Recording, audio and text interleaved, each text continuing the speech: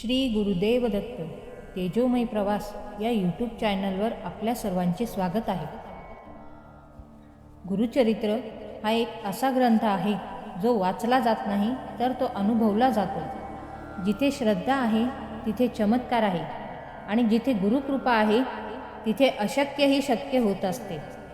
आजचा अध्याय केवळ कथा नाही तर तो जीवनाला योग्य दिशा देणारा गुरुमंत्र आहे. ज्या ग्रंथाने लाखो भक्तांचे जीवन बदलते त्या गुरुचरित्र ग्रंथातील पहिला अध्याय आज आपण भक्तिभावाने ऐकूया. गुरुचरित्र अध्याय पहिला. मंगलाचरण. ओम श्री गणेशाय नमः. श्री सरस्वत्यै नमः. श्री गुरुभ्यो नमः. श्री कुलदेवताय नमः. हे ओंकार स्वरूप गणेशा, विघ्नहर्त्या, पार्वतीसुता, गजानना, मी तुला माझा नमस्कार करतो.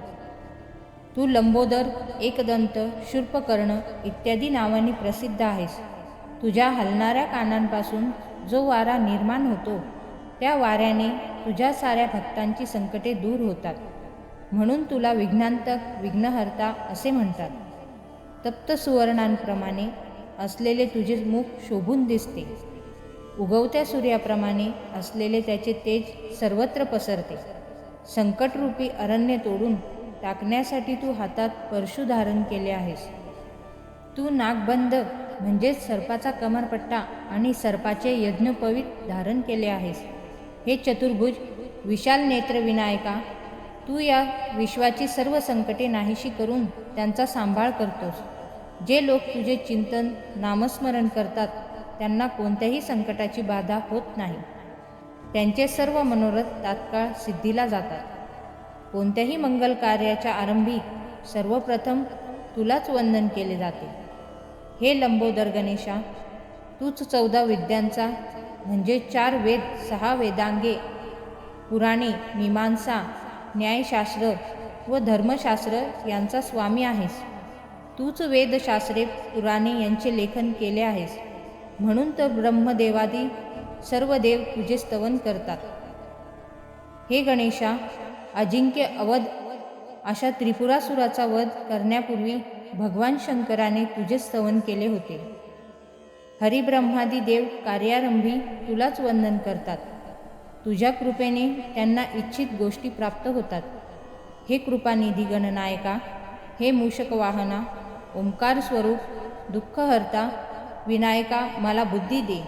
जे लोक तुला वंदन करतात त्यांची कार्ये सिद्धीला जातात. हे गणेशा, तू कृपासागर आहेस. तू सर्वांचा आधार आहेस. हे गजानना, माझे मनोरथ सिद्धीला जावेत म्हणून मी तुला साष्टांग नमस्कार करतो. मला ज्ञान दे, बुद्धी दे. हे गणेशा, तू शरण आलेल्यांना वर देणारा आहेस. मी अज्ञानी आहे म्हणून तुझ्या चरणी शरण आलो आहे. गुरुचरित्र लिहावे अशी इच्छा आहे. तुझी माझ्यावर पूर्ण कृपादृष्टी असावी व मी हाती घेतलेला ग्रंथ सिद्धीला जावा अशी माझी तुला प्रार्थना आहे. आता मी विद्यादेवता सरस्वतीला वंदन करतो. तिच्या हाती वीणा आणि पुस्तक असून ती हंसावर आरूढ झाली आहे. तिला वंदन केले असता ज्ञानप्राप्ती होते. हे सरस्वती माते, मी तुला वंदन करतो. वेदशास्त्रे, पुराणे तुझ्याच वाणीने प्रकट झाली आहेत. माते, मला चांगली बुद्धी दे. श्री नृसिंह सरस्वती हे माझे गुरु आहेत. त्यांच्या नावात तुझे नाव असल्याने तू मला आदरणीय आहे, वंदनीय आहेस. हे जग कळसूत्री बाहुलीप्रमाणे तुझ्याच प्रेरणेने आहे. म्हणून तू मला या ग्रंथलेखनासाठी प्रेरणा दे. मला स्फूर्ती दे. मला विद्यादान दे. आता मी ब्रह्मा, विष्णू आणि महेश या त्रिदेवांना वंदन करतो आणि विद्यादान मागतो. भगवान विष्णू हे विश्वाचे नायक आहेत. ते लक्ष्मीसह क्षीरसागरात वास्तव्य करतात. शंख, चक्र, गदा, पद्मधारी त्या नरहरी विष्णूंनी गळ्यात वैजंतीमाला धारण केली आहे. पितांबरधारी ते विष्णू शरणागतांना इच्छित वस्तू देतात. ते मोठे कृपाळू व दयाळू आहेत. आता मी पंचमुख, गंगाधर अशा शंकरांना वंदन करतो. साक्षात जगन्माता पार्वती त्यांची पत्नी आहे. तेच या जगाचा संहार करतात, म्हणून त्यांना स्मशानवासी म्हणतात. व्याघ्रचर्म परिधान केलेल्या, सर्वांगावर सर्पधारण केलेल्या त्या शंकरांना मी वंदन करतो. ज्यांच्या मुखातून वेद निर्माण झाले त्या सृष्टीकर्त्या ब्रह्मदेवांनाही मी वंदन करतो.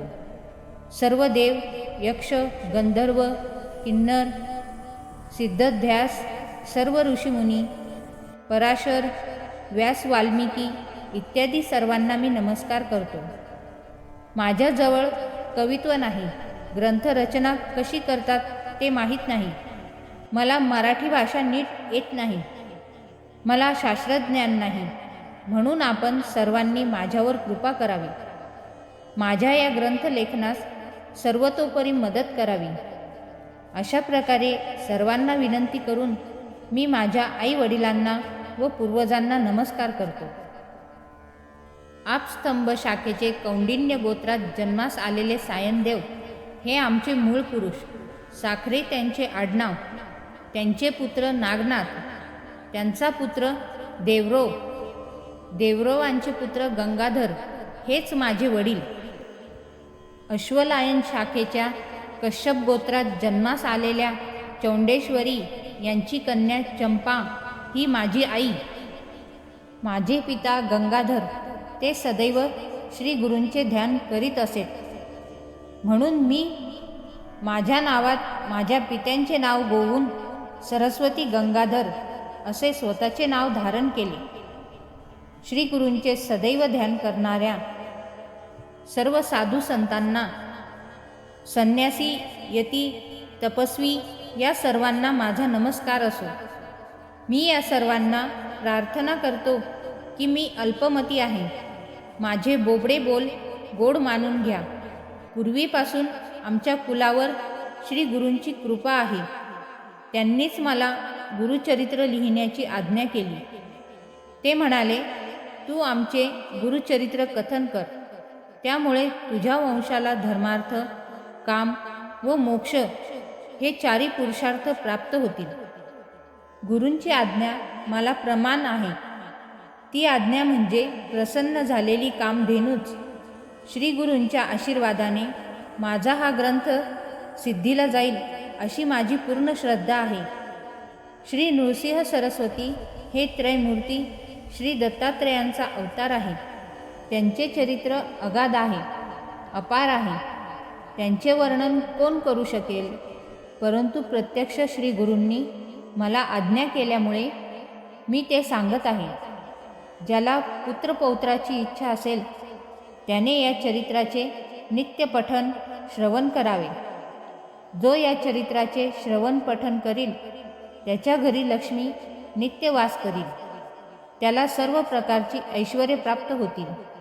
श्री गुरूंच्या कृपेने त्याला रोगाची बाधा होणार नाही. पूर्ण श्रद्धेने या चरित्राचे 7 दिवस पारायण केले असता सर्व प्रकारची बंधने नष्ट होतील. अशी ही परम पुण्यदायक कथा मी सांगत आहे. श्रोते हो, मी सांगतो यावर पूर्ण श्रद्धा ठेवा. आम्ही स्वतः या गोष्टीचा अनुभव घेतला आहे. आपणही एकाग्र चित्ताने हे चरित्र श्रवण करून अनुभव घ्या. मी एक सामान्य माणूस आहे, म्हणून माझ्या बोलण्याकडे दुर्लक्ष करू नका. भोजन केल्यानंतर पोट भरल्यावर तृप्तीचा ढेकर येतो. त्याचप्रमाणे हे मी स्वानुभवातून बोलत आहे. ऊस हा दिसायला काळा व वाकडा असला तरी त्यातून अमृतासारखा गोड रस मिळत असतो. कावळ्याच्या विष्ठेतून बीजाचा प्रसार होतो व त्यातून पिंपळ वृक्ष उगवते. हे लक्षात घ्या. श्री गुरुचरित्र प्रत्यक्ष कामधेनूच आहे. त्याचे श्रवण केले असता मनुष्याला परमज्ञानाची प्राप्ती होते. म्हणून श्रोते हो, आपण लक्षपूर्वक ऐका. श्री गुरु नृसिंह सरस्वती गाणगापूर क्षेत्री असताना त्या क्षेत्राची कीर्ती सर्वदूर पसरली.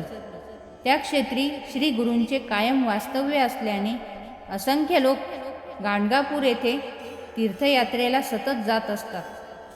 तेथे जाऊन श्री गुरूंची आराधना केली असता मनुष्याच्या सर्व इच्छा पूर्ण होतात, चारी पुरुषार्थाची प्राप्ती होते.